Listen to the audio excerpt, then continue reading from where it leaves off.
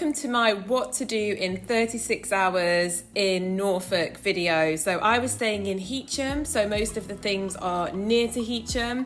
I was here staying with a friend and she had 1.5 days to show me the best that her area had to offer. So here are the things that we did in the 36 hours. So we started at Norfolk Lavender. Norfolk Lavender, which was originally started in 1932, has a very colourful history. Its founder, Lynn Shilvers, originally ran a nursery, garden and florist in Heacham, but he'd always dreamed of growing his own lavender on large scale. However, all of the local farmers that he spoke to just rubbished his idea and said it would never work on a large scale. That was until he met Francis Dusgate, who thought his plans were worthy of trialling, and in 1932 the two men went into partnership to grow and distill lavender on a mass scale. They very quickly began to make excellent quality lavender oil, and in 1936 the pair bought a pair of stills which had been made in 1874. These stills were continued to be used until 2009, and they are now in the Distillery Museum. So we're here today at the Norfolk Lavender Fields. I'm joined by my friend Rebecca, who I've come to visit, who lives locally. Yeah, it's in my village of Beachside in North Norfolk. Look at all these gorgeous, not quite open yet, lavender fields. Almost.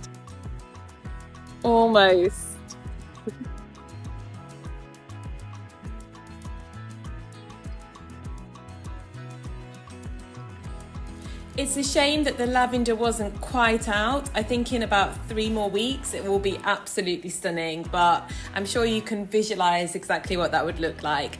So on the grounds they also have this really cute homeware shop with loads of interesting things in it. I totally wish that I had more money to buy some of these amazing driftwood items.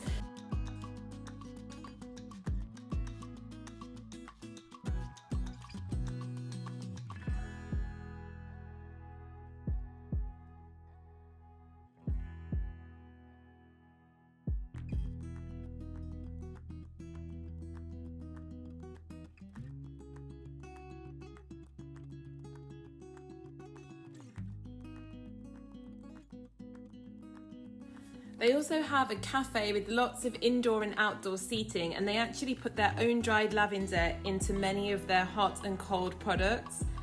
This includes ice creams, cakes, and this lavender lemonade which we tried. If you check out the website, they've also got a whole list of different recipes that include lavender.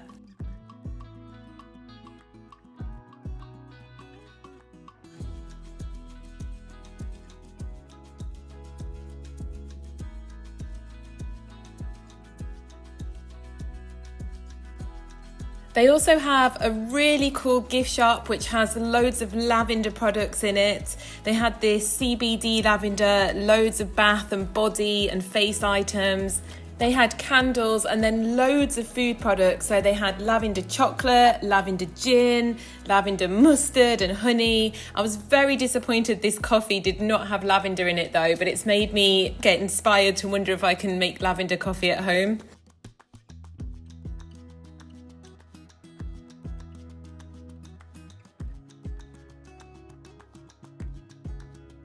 These were undoubtedly my favourite things in this shop though, all these little vegetable and fruit cuddly toys.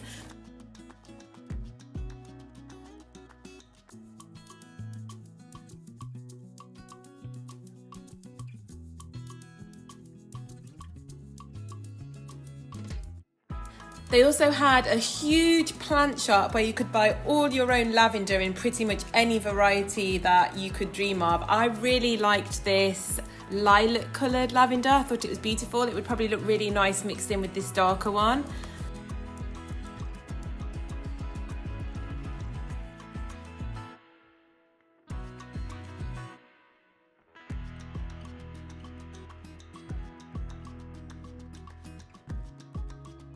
They also had this area where they're trying to build up a collection of every known lavender.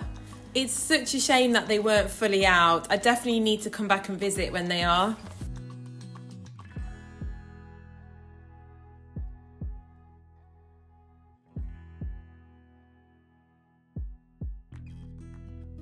Our next stop was the old Hunstanton Barns, and this arts and crafts shop was definitely my favourite. It was huge and it had so many different sections with different things.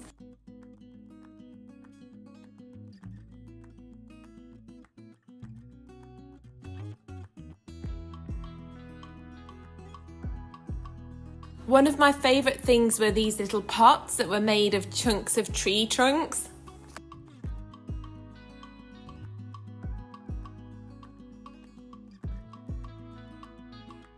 And then my favourite room, of course, was this one, which was absolutely full of every kind of crystal you could ever want.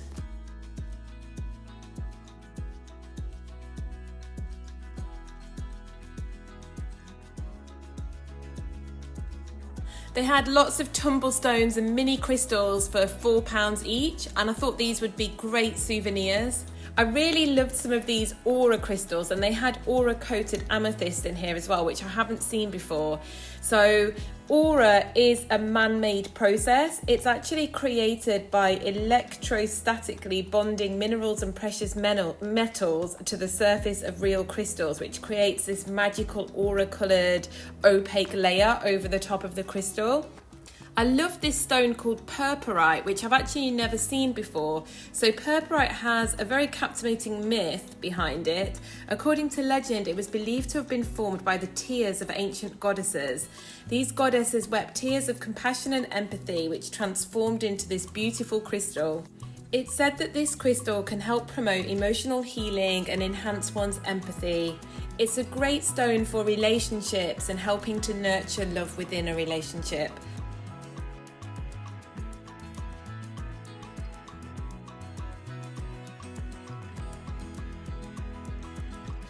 Also really love these little tiny magnifying glasses that helped you see the details on these very small stones.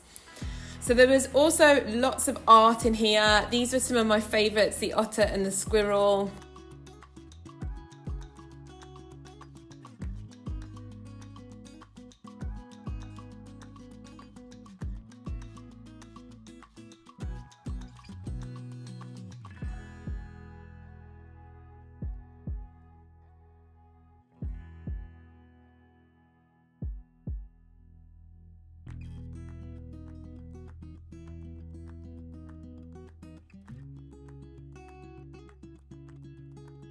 Another one of my favourite items in this shop was these tiny little clay animals, especially the cat family and the frog family. I thought they were so adorable. They were so reasonably priced too. I actually regret not getting any, and if I go back, I definitely will.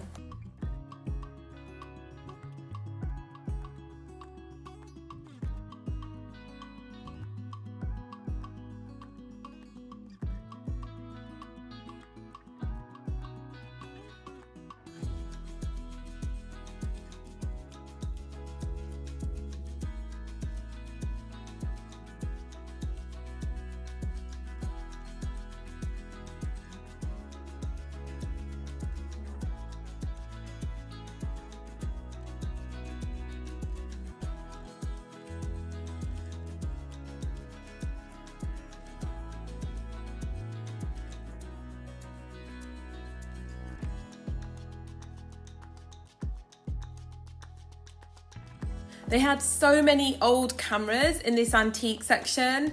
Very interesting. I loved looking at these.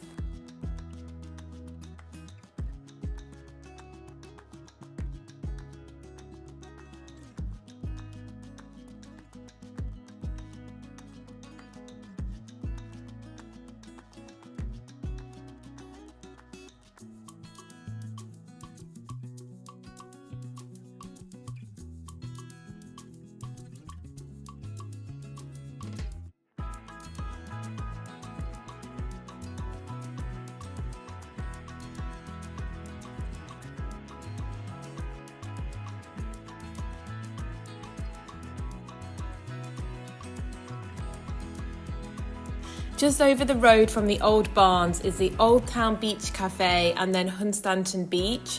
We had a delicious meal there, and we're both vegan, and I also am gluten-free, and the fact that their menu catered to both of us was pretty amazing. It has all these sand dunes and gorgeous little beach huts, and it's really beautiful to watch the sun go down on this beach. So the next morning we went to Sandringham Palace and Estate. It's got a really long driveway to get to the property, and then once you get inside there's a cafe, this beautiful restaurant, a shop and a plant shop, and then you can walk over to the palace itself and look around the gardens, or you can pay a bit more. It's £15 for the garden and it's £25 for the house as well. I've got a whole video just on Sandringham Palace and Estate, so if you'd like to know more about it, then you can just click it. I think it's 2 videos down. Sandringham Palace is currently one of the royal residences of Charles III.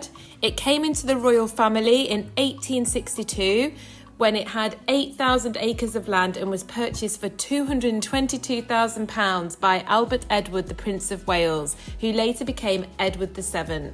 They have this fun little mini maze in the front garden, which leads to this beautiful mosaic floor.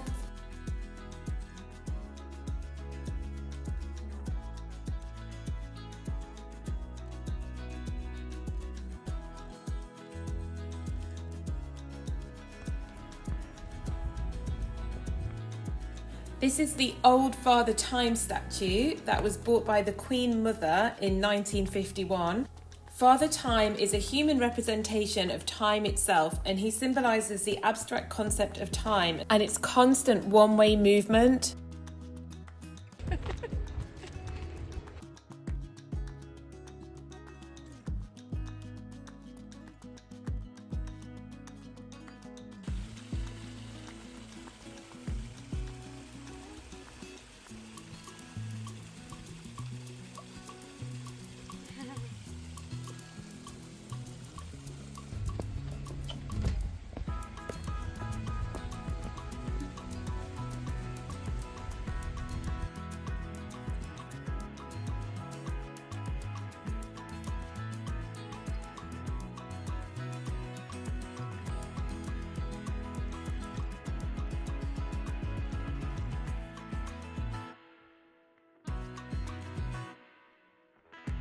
On the drive to the beach and the final stop, we saw some absolutely gorgeous houses from the roadside. I thought I'd show you just a few of the beautiful little cottages and houses.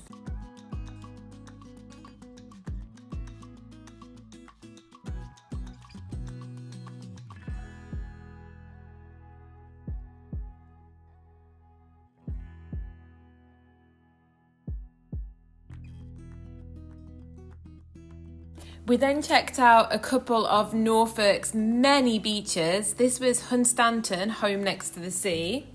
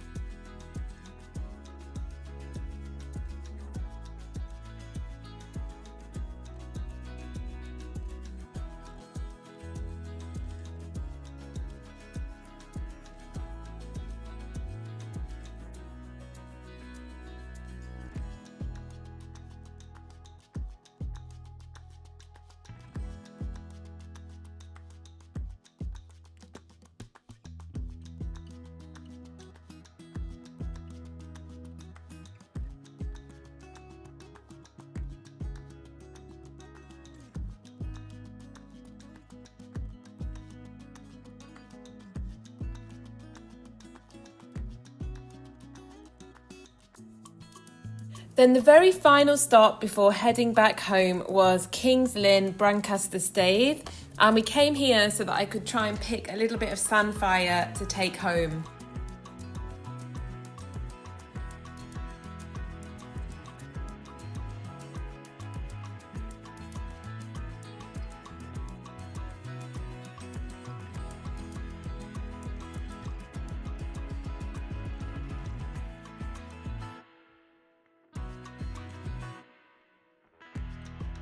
Success, we did find some. It was very young and it really needs a bit longer, but I did manage to get a few bits to make one portion. I do love foraging whenever it's possible.